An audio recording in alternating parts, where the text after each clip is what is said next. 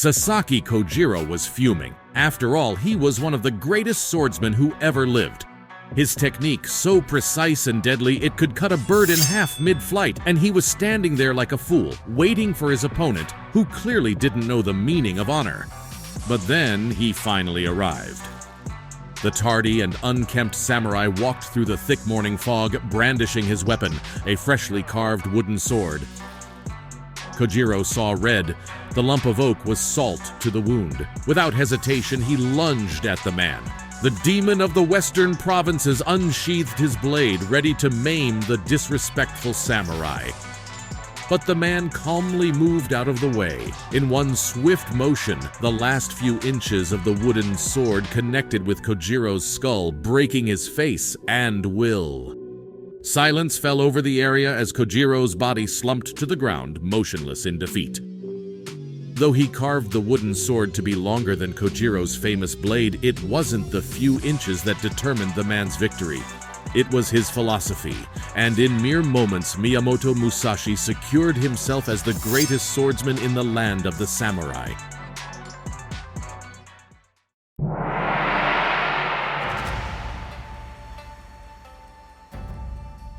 Oftentimes, the legendary people in the past are shrouded in mystery, making their lives and conquests that much more intriguing. Miyamoto Musashi is no exception. While his early life is difficult to verify, he thankfully wrote a book that allows us to get a glimpse of his genius, the Book of Five Rings. The Book of Five Rings states that Musashi was born in the village of Miyamoto in Harima Province, Japan, in 1584. His father, Munisai, was a renowned martial artist and master of the juti, a weapon similar to a short sword used by samurai police to disarm sword-wielding attackers. Unfortunately, Musashi's mother died in childbirth, never knowing she gifted the world with the greatest swordsman who would ever live.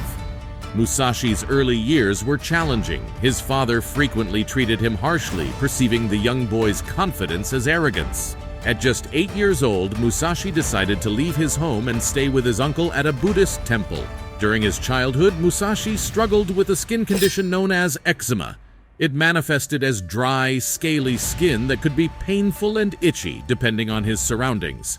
However, despite the discomfort and impact on his appearance, it didn't interfere with his commitment to martial arts. Musashi devoted the next 5 years of his life to rigorous training. His hard work came to a head when a visiting samurai, Arima Kihei, arrived in his village in 1596. Arima publicly announced a challenge, and the young Musashi didn't hesitate to seize the opportunity. The ensuing duel was swift and decisive. Musashi made short work of Arima, overpowering him and brutally taking his life.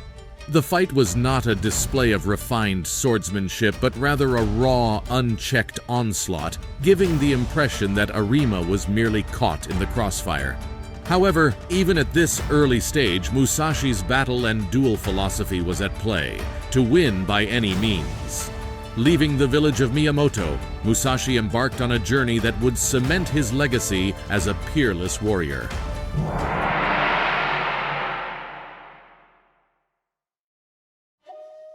At the age of 17, Musashi found himself embroiled in one of Japan's bloodiest battles, the Battle of Sekigahara. Japan had been plagued by civil wars for over a century and a half as clans battled for the prestigious title of shogun, the rule of Japan. However, in 1598, the reigning shogun Hideyoshi passed away, leaving his infant son as his successor. This sparked a power struggle, leading to the congregation of 160,000 soldiers in the tiny village of Sekigahara. Many wandering swordsmen gathered on the battlefield hoping to be noticed by a lord. If all went well, they could become samurai. Musashi was among those who had gathered, but unfortunately he was on the losing side of the battle. The battle began at dawn and continued through thick fog and rain. More than 80,000 died in one day.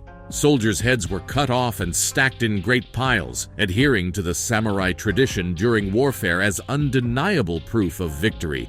Musashi distinguished himself in combat by showing his prowess with the sword. While the exact details of this are unclear, we can only assume that he practiced his philosophy of winning battles through any means.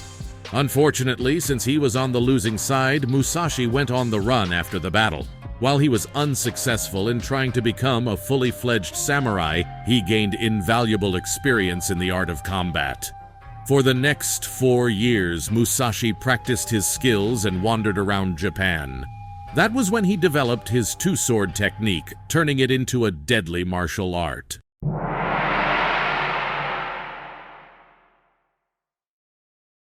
In 1604, at the age of 21, Musashi appeared in Kyoto, ready to make himself known to the world.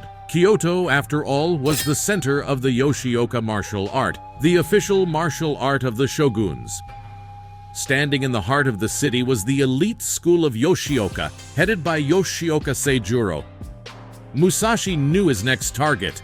He entered the school and issued a challenge to Seijuro, who gladly accepted the young swordsman's request. The duel took place outside of Kyoto, and on the day, Musashi arrived late. This infuriated Seijuro, who was a stickler for proper etiquette. When the fight began, Seijuro attacked aggressively, but Musashi was able to evade his strikes and countered by attacking Seijuro on the shoulder with his wooden sword. It was injured beyond repair, leading Seijuro to retire from his position and live the rest of his life as a monk. The leadership of the school then fell to Shichiro, the brother next in line. He wanted to regain the family's lost honor, so he challenged Musashi to a duel to the death. Using the same tactic he did with Seijuro, Musashi was able to kill Shichiro with a single blow to the head using his wooden sword. With Seijuro retired from his position and Shichiro dead, the next heir of the Yoshioka family was Matasichiro, who, at the time, was only 12 years old. Feeling obligated to regain his family's lost honor, Matasichiro challenged Musashi but decided not to fight fair.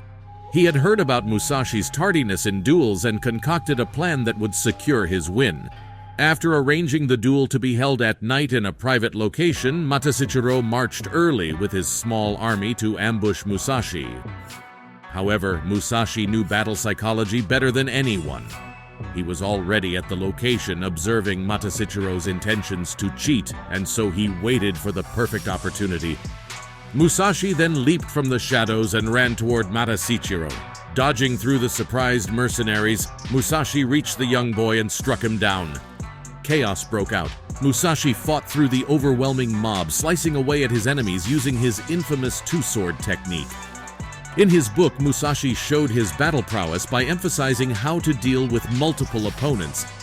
He described that they should be lined up in one direction, where they can be cut down strongly without a chance. This was all done by a man who was only 21 years old. Eventually, he was able to escape to Nara, where he was able to return to his travels.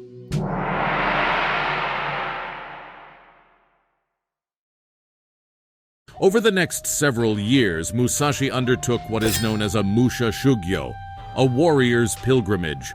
The purpose of the Musha Shugyo was for a warrior to train and learn under different masters, enhance their fighting skills, and develop a deep understanding of the philosophy and mindset of a samurai. Musashi, however, was a self-taught swordsman. He wandered across the country, facing other swordsmen in duels, refining his own unique style. His journey took him to numerous provinces where he dueled and won against many formidable opponents.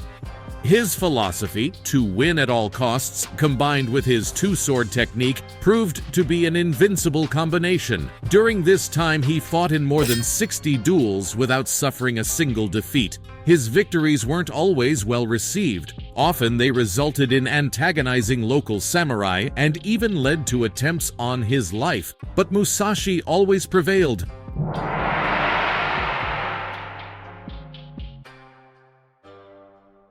After his final lethal duel, Musashi found himself drawn away from the bloodshed and toward the intellectual side of the warrior's path. His focus shifted from duels to perfecting his own style of swordsmanship, the Nitten Ichi-ryu style, or two heavens as one, and passing on his knowledge. During his travels, Musashi began to write about his experiences and thoughts. The process led to the creation of his seminal work, the Book of Five Rings, or Go-Rin no Sho in Japanese. The book details Musashi's approach to swordsmanship, tactics, and philosophy. It was divided into 5 chapters, each representing an element of the universe according to Buddhist cosmology: earth, water, fire, wind, and the void. This was not a conventional martial arts manual. The wisdom embedded in his writing transcended beyond martial arts and resonated with people from various walks of life. Today, it is studied by business strategists, leaders, and entrepreneurs as much as it is by martial artists.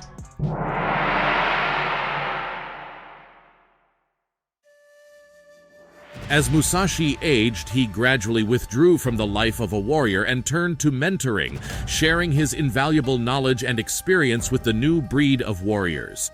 However, he would soon turn to solitude, settling in a cave named Reigando in Kumamoto, where he dedicated his time to writing, painting, and meditating. In 1645, at the age of 61, Musashi fell ill. Sensing that his time was drawing near, he penned his final work, Dokudo, or The Way of Walking Alone.